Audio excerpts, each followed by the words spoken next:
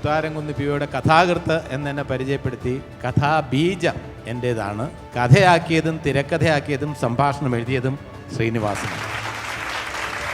Don't think that it is a remuneration, just an honor, just a token of our admiration. I will give you 25,000 rupees. Singh സാബ് എന്നെ ഒന്ന് നോക്കി 25,000 രൂപയ്ക്ക് അദ്ദേഹം സമ്മതിച്ചു. മുകേഷിന്റെ വാക്കുകളിലേക്ക്. ദാരാസിംഗ് പറഞ്ഞത് 15,000 രൂപയ്ക്ക് സമ്മതിച്ചെന്നാണ്. ഒരു 10 രൂപയുടെ ഒരു മിസ്സിംഗ് ഉണ്ട് അവിടെ. ജഗദീഷ് ഏട്ടാ, മുകേഷ് ഏട്ടാ, ഞാൻ ഇല്ല എന്നും പറഞ്ഞ് ഷൂട്ടിംഗ് സമയത്ത് അന്ന് അങ്ങനെ ചെയ്തു, ഞാൻ ഇങ്ങനെ ചെയ്തു എന്നൊക്കെ പറഞ്ഞ് കഥകൾ ഉണ്ടാക്കിയൊക്കെയല്ലേ ദയവ് ചെയ്ത്. സിബി പറഞ്ഞു നീയാണ് ദിലീപ് കുമാർ. ഞാൻ പറഞ്ഞു അത് പോട്ടെ, എൻ്റെ റോൾ ഏതാ, അത് മുകേഷ് ചെയ്താൽ ശരിയാവില്ല. ഡബ്ബിങ് കഴിഞ്ഞ് വന്നപ്പോൾ പലരും എന്നെ അപ്രിഷ്യേറ്റ് ചെയ്തു, നന്നായിരുന്നു എന്ന് പറഞ്ഞപ്പോൾ സിബി എൻ്റെ അടുത്തിരുന്ന് പറഞ്ഞു ഒരു സംവിധായകൻ്റെ ഏറ്റവും വലിയ അവാർഡാണിത്. മമ്മൂട്ടി സിബി മലയിൽ നിന്ന് അയച്ച കത്തിലൂടെയാണല്ലോ ഇവിടെ തുടങ്ങിയത്. തങ്ങളുടെ ഇറങ്ങി ഒരു മമ്മൂട്ടി പറഞ്ഞ് അവിടെ ഒരാളെ കണ്ടില്ലേ, അവന് ചാൻസ് കിട്ടിയ മലയാള സിനിമയിൽ അവൻ പല അത്ഭുതങ്ങൾ കാണിക്കുന്നുണ്ട്.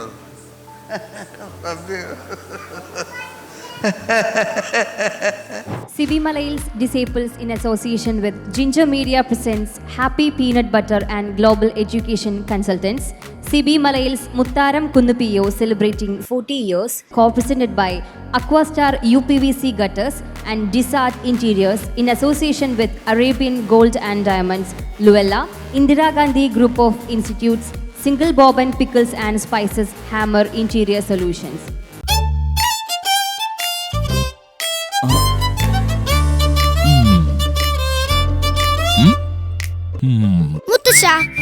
മുത്തച്ഛൻ ടാങ്ക് ഓടിച്ചിട്ടുണ്ടോ? ടാങ്ക് ഓടിച്ചിട്ടുണ്ടോന്നോ? മുത്തച്ഛനായിരുന്നു ടാങ്ക് ബറ്റാലിയന്റെ ക്യാപ്റ്റൻ. പീനട്ട് ബട്ടറാ, ഇനി എത്ര വേണമെങ്കിലും ബട്ടർ അടിക്കാം.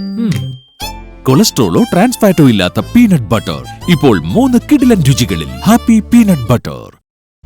നല്ല ഭാവിക്ക് നല്ല എഡ്യൂക്കേഷൻ വേണം. അത് വിദേശത്തു നിന്നാണെങ്കിൽ പിന്നെ ലോകം നിങ്ങളെ തേടിയെത്തും. 30 വർഷത്തിലേറെയായി ഈ ലക്ഷ്യം നിറവേറ്റാൻ ഒപ്പമുണ്ട് ഗ്ലോബൽ എഡ്യൂക്കേഷൻ. നമ്മുടെ പല സെലിബ്രിറ്റീസും വിദേശത്ത് പഠിക്കാൻ പോയത് ഗ്ലോബലിലൂടെയാണ്. Global educational consultants. Be a global citizen. Aquastar പാത്തികളും ക്ലാമ്പുകളും, അക്വസ്റ്റാർ റെയിൻ വാട്ടർ പൈപ്സ്, മറ്റെല്ലാം ചുമ്മാ. നമ്മളിനി മുത്താരംകുന്ന് എന്ന സിനിമയ്ക്കുള്ളിലേക്കൊരു യാത്ര പോവുകയാണ്.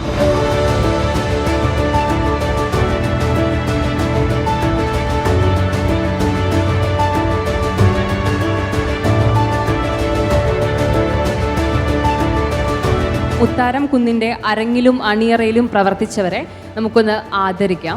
തീർച്ചയായിട്ടും വേദിയിലേക്ക് ഏറെ സ്നേഹത്തോടെ ക്ഷണിക്കുകയാണ് നടനും കഥാകൃത്തുമായ ശ്രീ ജഗദീഷ്. ജഗദീഷ് ചേട്ടാ വരൂ. തിരക്കഥാകൃത്തും നടനുമായ ശ്രീ ശ്രീനിവാസൻ, നായക നടനായ ശ്രീ മുകേഷ് ബഹു MLA, ശ്രീ ഗായത്രി അശോകൻ,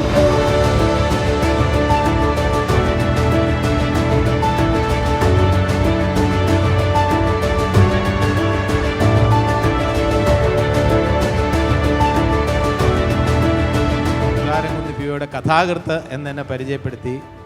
കഥാബീജം എൻ്റേതാണ്. കഥയാക്കിയതും തിരക്കഥയാക്കിയതും സംഭാഷണം എഴുതിയതും ശ്രീനിവാസനാണ്. സഹൃദയ സമക്ഷം എന്ന എൻ്റെ റേഡിയോ നാടകം, അതിൻ്റെ ഒരു സിനോപ്സിസ് പോലെ ഞാൻ ശ്രീനിയോട് പറഞ്ഞപ്പോൾ ശ്രീനി പറഞ്ഞു അതിൽ ഒരു സിനിമയുടെ എലിമെൻ്റ് ഉണ്ട്, അത് നമുക്ക് വികസിപ്പിക്കാമെന്ന് പറഞ്ഞു. കഥാപാത്രങ്ങളുടെ പേര് എൻ്റെ നാടകത്തിലെ കഥാപാത്രങ്ങളുടെ പേരല്ല, ശ്രീനിവാസൻ ഇട്ട പേരുകളാണ്. എൻ്റെ കഥയിൽ ധാരാസിംഗ് ഇല്ലായിരുന്നു, ഒരു ഫയൽമാൻ ഉണ്ടായിരുന്നു. അത് ധാരാസിംഗ് ആയാൽ നന്നായിരിക്കും എന്ന് പറയുന്നത് ശ്രീനിവാസനാണ്. ഷൂട്ടിംഗ് തുടങ്ങിയതിന് ശേഷമാണ് ശ്രീനി ഇങ്ങനെ ഒരു നിർദ്ദേശം വച്ചത്. ഷൂട്ടിംഗ് തുടങ്ങിക്കഴിഞ്ഞു. ഇപ്പോൾ ഓടർദമ്മാവ ആളറിയാം എന്ന ചിത്രത്തിൻ്റെ ലൊക്കേഷനിൽ മുകേഷും ശ്രീനിവാസനും ഒക്കെ കാറിലാണ് അമൃതയിൽ നിന്നും പൊയ്ക്കൊണ്ടിരുന്നത്. ഞാൻ പലപ്പോഴും സ്കൂട്ടറിലാണ് വന്നുകൊണ്ടിരുന്നത്, പ്രിയനറിയാം. അതിൽ സ്കൂട്ടറിൽ എൻ്റെ പിന്നിലിരുന്ന് സിബി മലയിലാണ്. അന്ന് തുടങ്ങിയ സൗഹൃദമാണ്. അപ്പോൾ ഇങ്ങനെ ഒരു കഥ പറഞ്ഞപ്പോൾ അതിന് ചിറക് വെച്ച് ആ നാടകത്തിനെ ഒരു അവിസ്മരണീയമായ കഥയാക്കി മാറ്റിയത് ശ്രീനിവാസനാണ്. ചിത്രം ഷൂട്ടിംഗ് തുടങ്ങിക്കഴിഞ്ഞതിന് ശേഷമാണ് ഈ ഫയൽമാൻ കീഴ്പ്പെടുത്തേണ്ട, നായകൻ ദിലീപ് കുമാർ കീഴ്പ്പെടുത്തേണ്ട ഫയൽമാൻ ധാരാസിംഗ് ആയാൽ നന്നായിരിക്കും എന്ന് സിബി മലയിലും ശ്രീനിവാസനും തീരുമാനിച്ചത്. ഷൂട്ടിംഗ് തുടങ്ങിക്കഴിഞ്ഞു. അപ്പോൾ അടുത്ത ചോദ്യം വന്നു, ആരാണ് ധാരാസിംഗിനെ പോയി ബുക്ക് ചെയ്യാൻ പോവുക? ഫോണിൽ വിളിച്ച് മാനേജറുമായിട്ട് ഞാൻ സംസാരിച്ചു. മാനേജർ പറഞ്ഞു അപ്പോയിൻമെൻറ്റ് തരാം, ഇങ്ങ് വരുമെന്ന് പറഞ്ഞു. എൻ്റെ ആദ്യത്തെ ഫ്ലൈറ്റ് യാത്രയാണ്. എന്ത് ധൈര്യത്തിലാണ് പോയതെന്ന് എനിക്കറിയില്ല. ഞാൻ നേരെ മുംബൈയിലേക്ക് പോകുന്നു. അവിടുത്തെ ഏറ്റവും രസകരമായിട്ടുള്ള സംഭവം പ്രൊഡ്യൂസർ സുബ്രഹ്മണ്യൻ സാർ എൻ്റെ അടുത്ത് പറഞ്ഞു, ജഗദീഷ് ഒരു 2 ലക്ഷം രൂപ വരെ ഓഫർ ചെയ്തോളൂ, അതിൽ കൂടുതൽ കൊടുക്കാൻ നമ്മുടെ പൈസ ഇല്ല. ഞാൻ പറഞ്ഞു നോക്കാം എന്ന് പറഞ്ഞ് ഞാൻ അവിടെ ചെന്ന് സിംഗ് സാബിൻ്റെ അടുത്ത് ഇംഗ്ലീഷിലും ഹിന്ദിയിലുമായിട്ട് കഥ പറഞ്ഞു. എന്നിട്ട് അവസാനം പുള്ളി പറഞ്ഞു വെരി നൈസ് പേഴ്സൺ. അദ്ദേഹം പറഞ്ഞു കഥ ഇഷ്ടമായി, ഇനി റെമ്യൂണറേഷൻ്റെ കാര്യങ്ങളൊക്കെ സംസാരിക്കാം. അപ്പം ഞാൻ പറഞ്ഞു സിംഗ് സാബ്, don't think that it is a remuneration, just an honor, just a token of our admiration, our affection. Said, so don't feel bad, we will give you 25,000 rupees. Singh സാബ് എന്നെ ഒന്ന് നോക്കി, ഇങ്ങനെ നോക്കിയിട്ട് അദ്ദേഹത്തിൻ്റെ ഗുസ്തിയുടെ ഏതെങ്കിലും ഒരു രീതിയിൽ എന്നെ മലർത്തി അടിക്കുമോ എന്ന സംശയം വരെ എനിക്ക് തോന്നി. നിങ്ങൾ പറഞ്ഞാൽ വിശ്വസിക്കില്ല, 25,000 രൂപയ്ക്ക് അദ്ദേഹം സമ്മതിച്ചു. അതെൻ്റെ കഴിവല്ല, അദ്ദേഹത്തിൻ്റെ വലിയ മനസ്സാണ്. ഇവിടെ വലിയ തയ്യാറെടുപ്പായിരുന്നു. ഇത്ര കോഴി വേണം, ഇത്ര മുട്ട വേണം എന്നൊക്കെ പറഞ്ഞ് സാധാരണ നമ്മൾ കഴിക്കുന്ന ഭക്ഷണത്ത് കഴിച്ചിരുന്ന ഒരു സാധാ മനുഷ്യൻ, സ്നേഹസമ്പന്നനായ മനുഷ്യൻ. അപ്പോൾ ധാരാസിംഗിനെ കൊണ്ടുവന്ന ആ കഥയാണ് എൻ്റെ മനസ്സിൽ ആദ്യമായിട്ട് ഓടിയെത്തുന്നത്. ഇനി കൂടുതൽ കാര്യങ്ങൾ നമുക്ക് മുകേഷ് പറഞ്ഞാൽ അതിലെന്തെങ്കിലും അവാസ്തവമായിട്ടുണ്ടെങ്കിൽ അപ്പോൾ തന്നെ ഞാൻ തിരിച്ചു പറയും. അതുകൊണ്ട് സത്യസന്ധമായിട്ടുള്ള രീതിയിൽ കാര്യങ്ങൾ അവതരിപ്പിക്കണം, ഇല്ലെങ്കിൽ ഞാനിവിടെ ഉണ്ട്. ഓക്കെ. അല്ല ജഗദീഷ് ചേട്ടാ, ഒരാൾ മിസ്സിംഗ് ഉണ്ടെന്ന് തോന്നുന്നു നിങ്ങളുടെ ഈ ലിസ്റ്റിൽ. മുകേഷ് ചേട്ടനാണ് അത് ഏറ്റവും കൂടുതൽ പറയാൻ പറ്റുന്നത്. ആരായിരുന്നു എന്നൊന്നും ആലോചിക്കാം. അതെ ശരി, ഒരാൾ ഇവിടെ മിസ്സിംഗ് ഉണ്ട്. അതായത് KP അമ്മിണിക്കുട്ടി ഇതിലെ നായിക. ഒരു കാര്യം കൂടെ പറഞ്ഞോട്ടെ, അഭിമാനകരമായിട്ടുള്ള ഒരു കാര്യം, ശ്രീനിവാസനും സിബി മലയിലും ഞാനും കൂടെ ചേർന്ന് ഒരുക്കിയ മുത്താരംകുന്ന് POക്ക് വീണ്ടും അതിനെ ബേസ് ചെയ്ത് ഒരു സിനിമ മലയാള സിനിമയിൽ വന്ന് സൂപ്പർ ഹിറ്റായി എന്നുള്ളത് ഏറ്റവും സന്തോഷകരമായിട്ടുള്ള കാര്യമാണ്. അതിലെ കഥാഗതിയും അതിലെ സംഭവങ്ങളും വെച്ച് വേറൊരു പടം വന്നു എന്നുള്ളത് ഏറ്റവും നല്ല കാര്യമാണ്. അതിലെ നായിക അമ്മിണിക്കുട്ടി, ആ അമ്മിണിക്കുട്ടി ഇവിടെ വേണ്ടതാണ്. ഇവിടെ ഉണ്ട് അമ്മിണിക്കുട്ടി ഇവിടെ തന്നെ ഉണ്ടേ. ജഗദീഷ് ഏട്ടാ, മുകേഷ് ഏട്ടാ, ഞാൻ ഇല്ല എന്നും പറഞ്ഞ് ഷൂട്ടിംഗ് സമയത്ത് അന്ന് അങ്ങനെ ചെയ്തു, ഞാൻ ഇങ്ങനെ ചെയ്തു എന്നൊക്കെ പറഞ്ഞ് കഥകൾ ഉണ്ടാക്കിയേക്കല്ലേ. ദയവ് ചെയ്ത് ഞാൻ അറിയും കേട്ടോ, ഞാൻ പിണങ്ങും കേട്ടോ. Hi everybody. ചില പ്രത്യേക സാഹചര്യങ്ങൾ കൊണ്ട് എനിക്കിന്ന് നേരിട്ട് നിങ്ങളെ വന്ന് കാണാൻ സാധിച്ചില്ല, ക്ഷമിക്കണം കേട്ടോ. ശിവചേട്ടാ, congratulations on your 40 years of highly successful journey. മലയാളത്തിലെ എക്കാലത്തെയും ക്ലാസിക് ഹിറ്റ്സുകൾ പലതും മലയാളികളുടേതെന്ന പോലെ എൻ്റെയും പ്രിയപ്പെട്ട സിനിമകളാണ്. എന്നാലും ഇപ്പോഴും അമ്മിണിക്കുട്ടിയും മുത്താരംകുന്നും എനിക്കൊരു നൊസ്റ്റാൾജിയാണ്. എൻ്റെ പ്രിയപ്പെട്ട സിനിമകളിൽ ഒന്നാണത്. ശിവചേട്ടൻ്റെ ആദ്യത്തെ ചിത്രത്തിൽ നായികയായിട്ട് അഭിനയിക്കാൻ കഴിഞ്ഞതിൽ എനിക്ക് സന്തോഷമുണ്ട്, അഭിമാനമുണ്ട്. Thank you for that. നിറയെ ഹിറ്റുകൾ ഇനിയും ശിവചേട്ടന് എടുക്കാൻ സാധിക്കട്ടെ, അതിനുള്ള അവസരം ദൈവം തരട്ടെ എന്ന് പ്രാർത്ഥിക്കുന്നു. ഓർഡർ ദമ്മാവ് ആളറിയാമെന്ന ചിത്രത്തിലെ പെർഫോമൻസ് കൂടെ കണ്ടിട്ടാണ് സിബി മലയിൽ ഇങ്ങനെ നായകനാക്കാൻ, മുകേഷിനെ നായകനാക്കാൻ തീരുമാനിച്ചത്. ദിലീപ് കുമാർ നായകൻ്റെയും പ്രതിനായകൻ എന്ന് വിശേഷിപ്പിക്കാവുന്ന ശ്രീനിവാസൻ്റെ കഥാപാത്രത്തിൻ്റെ പേര് ദേവാനന്ദ്. ദിലീപ് കുമാർ ദേവാനന്ദ്, ഹിന്ദിയിലെ ടോപ്പ് സ്റ്റാർസിൻ്റെ പേരാണ് ഈ കഥാപാത്രങ്ങൾക്ക് ഇട്ടിരിക്കുന്നത്. ദിലീപ് കുമാറിൻ്റെ സൗന്ദര്യം എവിടെ കിടക്കുന്നു എന്ന് ഞാൻ പറയില്ല. അദ്ദേഹത്തെ പോലെ തന്നെ സുന്ദരനാണ് മുകേഷ്. മുകേഷിൻ്റെ വാക്കുകളിലേക്ക്. അവാസ്തവമായിട്ടുള്ള എന്തെങ്കിലും കാര്യമുണ്ടെങ്കിൽ ഇടപെടുമെന്ന് പറഞ്ഞു. അവാസ്തവമാണോ എന്ന് എനിക്ക് അറിഞ്ഞൂടാ. ധാരാസിംഗ് പറഞ്ഞത് 15,000 രൂപയ്ക്ക് സമ്മതിച്ചെന്നാണ്. ഒരു 10 രൂപയുടെ ഒരു മിസ്സിങ് ഉണ്ട് അവിടെ.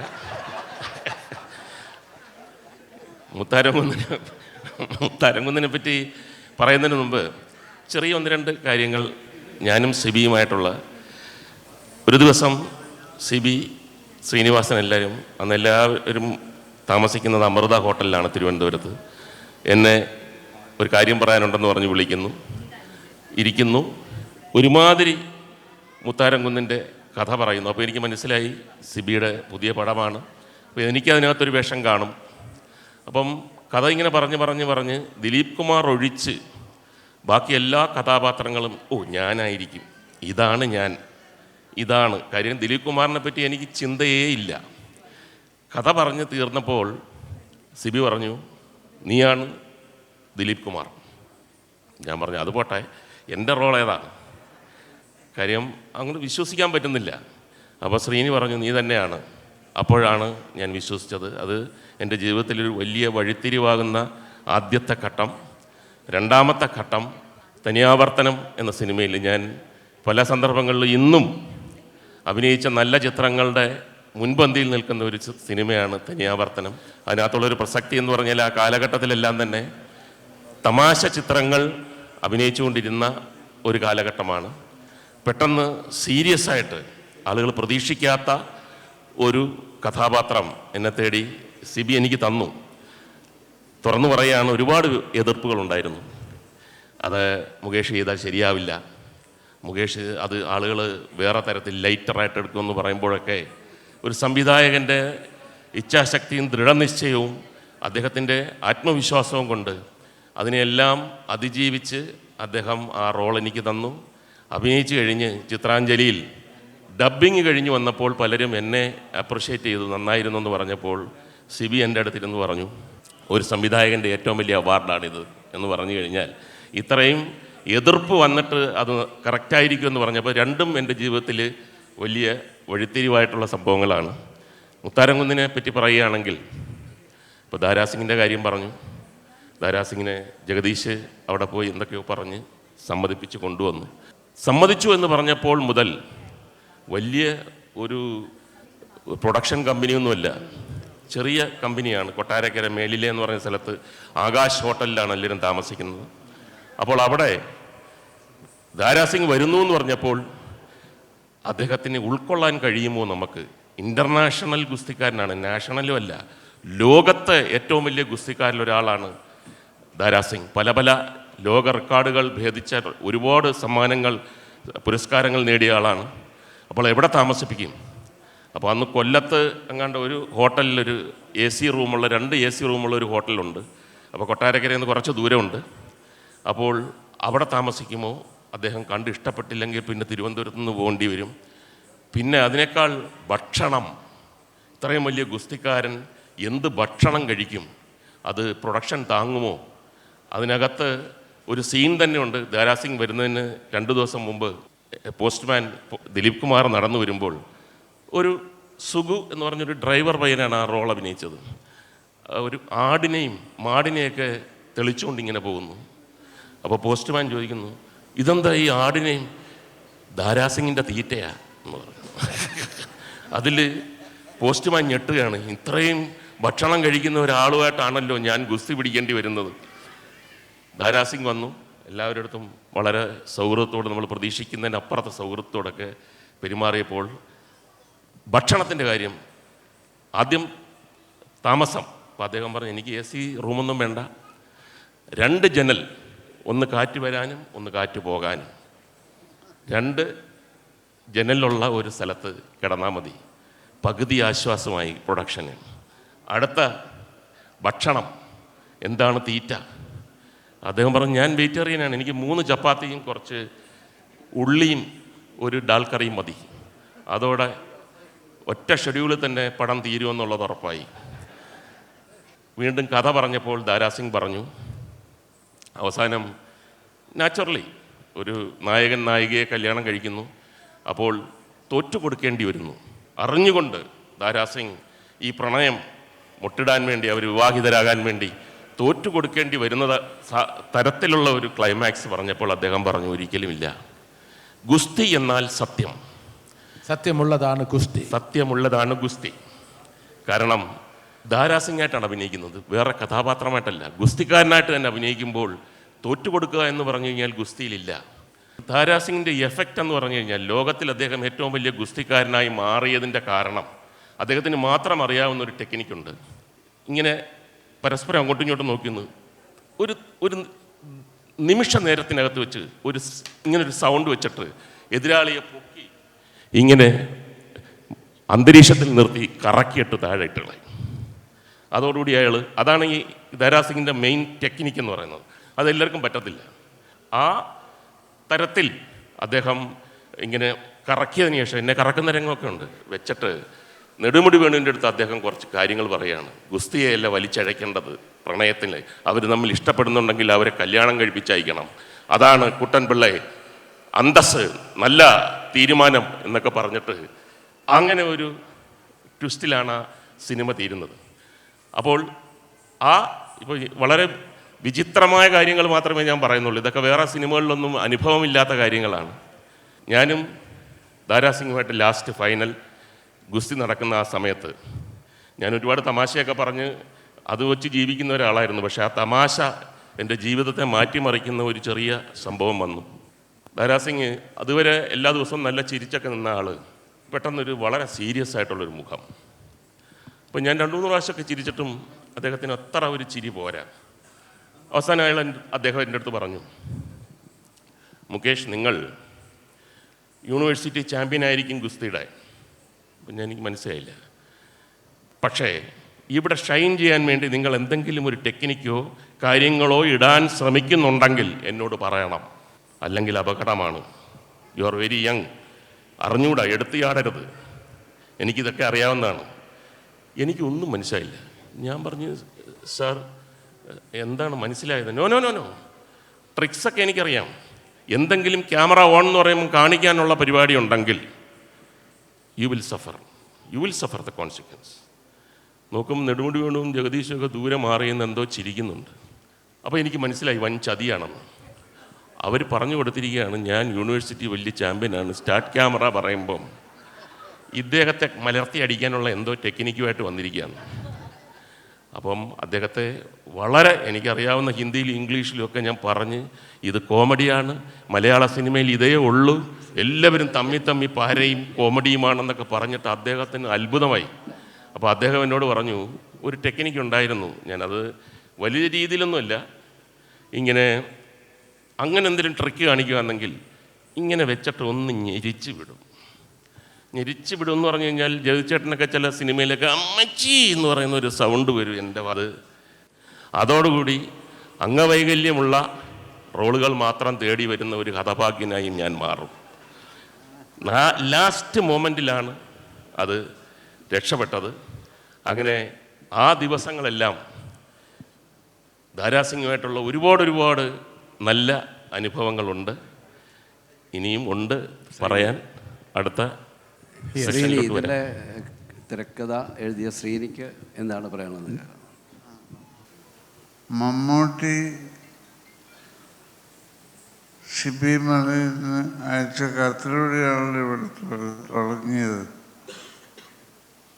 ഞാൻ മമ്മൂട്ടിയെ ആദ്യമായി കാണുന്നത് വിൽക്കാനുണ്ട് സ്വപ്നങ്ങൾ എന്ന് പറയുന്ന ശ്രീമാൻ MT വാസുദേവൻ നായർ തിരക്കഥ എഴുതിയ സിനിമയിൽ അഭിനയിക്കാൻ പോയപ്പോഴാണ്, ഷൊർണൂരിൽ. അത് ആസാദ് എന്ന് പറയുന്ന ഒരു സംവിധായകൻ ചെയ്യേണ്ട സിനിമയായിരുന്നു. പക്ഷേ അദ്ദേഹത്തിന് സുഖമില്ല തോന്നിയപ്പോൾ MT വാസുദേവൻ നായർ സംവിധായകനായിട്ട് പുറത്തു വന്ന സിനിമയാണ് വിൽക്കാനുള്ള സ്വപ്നങ്ങൾ. അവിടെ മമ്മൂട്ടിക്ക് സിനിമ ഒരു ഭ്രാന്തായിരുന്നു. അദ്ദേഹം അക്കാലത്ത് അനുഭവങ്ങൾ പഠിച്ചകൾ പല സിനിമകളിലും ഒരു ആൾക്കൂട്ടത്തിൽ അഭിനയിക്കുന്ന ഒരാളാണ്. ഞാൻ ഷൊർണൂർ ഗസ്റ്റ് ഹൗസിലെ വരാന്തയിൽ കൂടി നടക്കുമ്പോൾ ശ്രീനിവാസായെന്ന് വിളിയിട്ട് നോക്കുമ്പോൾ ഇദ്ദേഹം സുന്ദരക്കുട്ടപ്പനായി ഈ മനുഷ്യൻ ആ മുറിക്കകത്ത് നിന്ന് എൻ്റെ അടുത്തേക്ക് വരികയാണ്. എന്നിട്ട് എന്നെപ്പറ്റിയുള്ള എനിക്ക് പോലും അറിയാത്ത കാര്യങ്ങൾ എന്നോട് പറയുകയാണ്. ഞാൻ മദുരാശി താമസിക്കുന്ന കാലത്ത് പിന്നെ മദുരാശിയിലാണ് കൂടുതൽ മലയാള സിനിമയുടെ ഷൂട്ടിംഗ് നടക്കുന്നത്. അപ്പോൾ അവിടെ നെടുമുടി വേണു, മമ്മൂട്ടി, ചില സിനിമകളിൽ മോഹൻലാൽ ഒക്കെ മലയാള സിനിമ. മമ്മൂട്ടി എനിക്കാണെങ്കിലും ഒരു സിനിമയില്ല, എനിക്ക് ഇഷ്ടപ്പെട്ട എന്തെങ്കിലും സംഭവമില്ലെങ്കിൽ ഞാൻ പൈസ കിട്ടിയാലും ഞാൻ അഭിനയിക്കാൻ പോകാറില്ല. നല്ല സിനിമ വരട്ടെ, നല്ല അതിനുവേണ്ടി കാത്തിരിക്കുക. പകലിന് അവസാനം ഒറ്റ പൈസയില്ല, ഭക്ഷണം കഴിക്കാൻ പൈസയില്ലാത്ത സമയത്ത് മമ്മൂട്ടി മദ്രാശിയിൽ വരുന്നതാണ് ആകെ ഒരു രക്ഷ. മദ്രാശിയിൽ മമ്മൂട്ടി വുഡ്ലാൻഡ്സ് ഹോട്ടലിൽ വന്നാൽ ഞാൻ രാവിലെ പുള്ളി വന്നു എന്ന് പറഞ്ഞ് ഞാൻ അവിടെ എത്തും. പിന്നെ പുള്ളിയുടെ ചെലവിലാണ് ഞാൻ നടക്കുന്നത്. അങ്ങനെ ഒരു ദിവസം മമ്മൂട്ടിയോട് പറഞ്ഞു, നമുക്ക് നവോദയയുടെ ഓഫീസ് വരെ പോകണം. അങ്ങനെ മമ്മൂട്ടിയുടെ കൂടെ ഞാൻ കോടമ്പാക്കം ഭാഗത്തുള്ള നവോദയയുടെ ഓഫീസിൽ പോകുമ്പോൾ അവിടെ ഒരു മെലിഞ്ഞ ചെറുപ്പക്കാരൻ്റെ ഓഫീസ് മുറിയിലെ വാതിൽ ഉള്ള മുറിയിലിരിക്കുന്നു. അതാണ് പ്രിയദർശൻ. അപ്പോൾ പ്രിയദർശനെന്ന് എനിക്കറിയില്ല. അപ്പോൾ തങ്ങളുടെ ഇറങ്ങി വരുമ്പോൾ മമ്മൂട്ടി പറഞ്ഞ്, അവിടെ ഒരാളെ കണ്ടില്ലേ, അവന് ചാൻസ് കിട്ടിയ മലയാള സിനിമയിൽ അവൻ പല അത്ഭുതങ്ങൾ കാണിക്കുന്നുണ്ട്.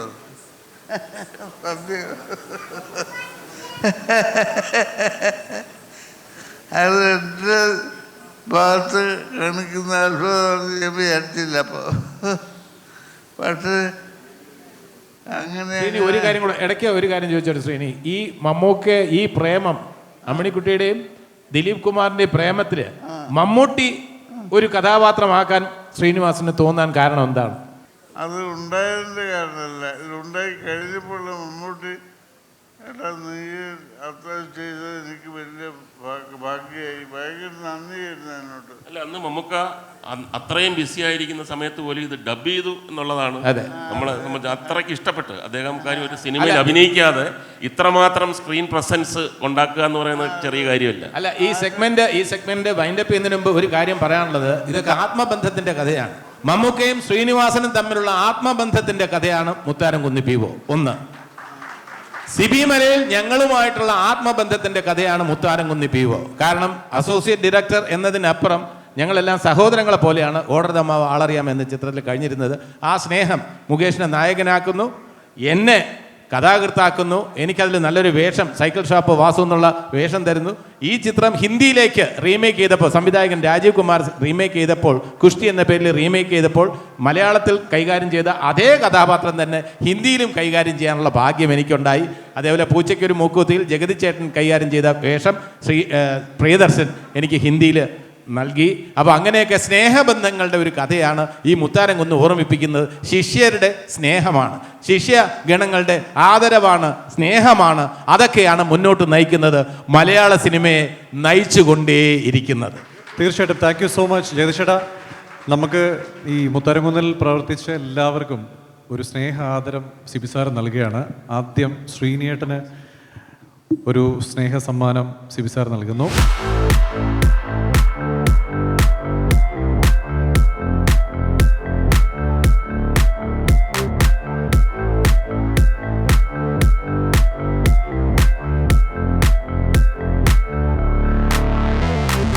മലയാള സിനിമയ്ക്കും അപ്പുറത്ത് ഇന്ത്യൻ സിനിമയിലെ ഏറ്റവും മികച്ച, ഒരുപക്ഷെ ലോക സിനിമയിലെ ഏറ്റവും മികച്ച നടനായിട്ട് കഴിഞ്ഞ 45 വർഷക്കാലം നമ്മുടെ മുമ്പിൽ നിൽക്കുന്ന ഈ മഹാ നടൻ്റെ മുമ്പിൽ